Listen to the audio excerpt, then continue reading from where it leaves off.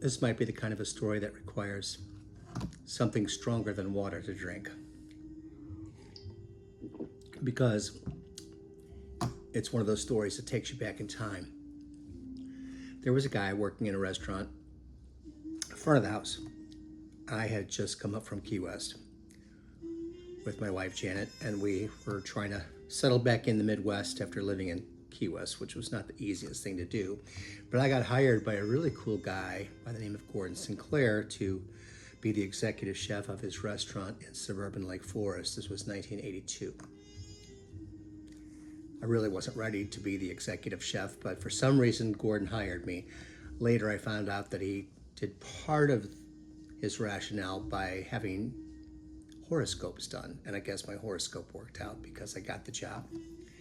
We had a really tight crew in the kitchen. There weren't many of us, but it was a dedicated team, and I was very proud of the team that joined me. Still stay in touch with them. Front of the house, as much as you try to tie those things together, it does take a little while because there's sometimes a bit of a different mentality. So I didn't get to know some of the front of the house people quite right away, as you'll see. Anyway, one day a guy comes into the kitchen who was front of the house and said, "Chef, I want to work in the kitchen." And I said, "Well, we don't really need anybody right now." And he goes, "Well, okay."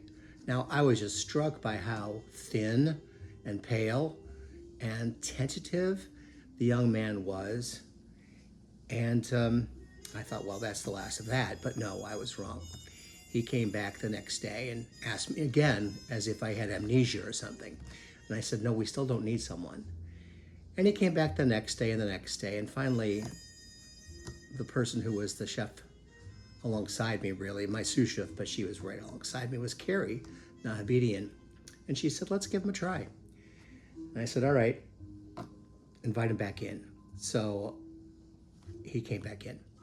And I said, "What's your name?" I didn't know his name, even though he had been working at the front of the house. He was a busboy. He said, "Chuck." I said, "All right, Chuck. Just fill out the paperwork and we'll get you started in salads. And we'll see how you do." And he took the paperwork and began to fill it out. Actually did fill it out. And I took the paper back and I looked down at the bottom of it where he had signed his name. And I said, "I can't read this. What does this say?" He said, "My name." I said, "What's your name besides Chuck?" He said, "I'm Chuck Trotter." I said, "Well, welcome aboard, Chuck. Look forward to seeing what you can do in a kitchen." And that's how it all started. I'll see you all later.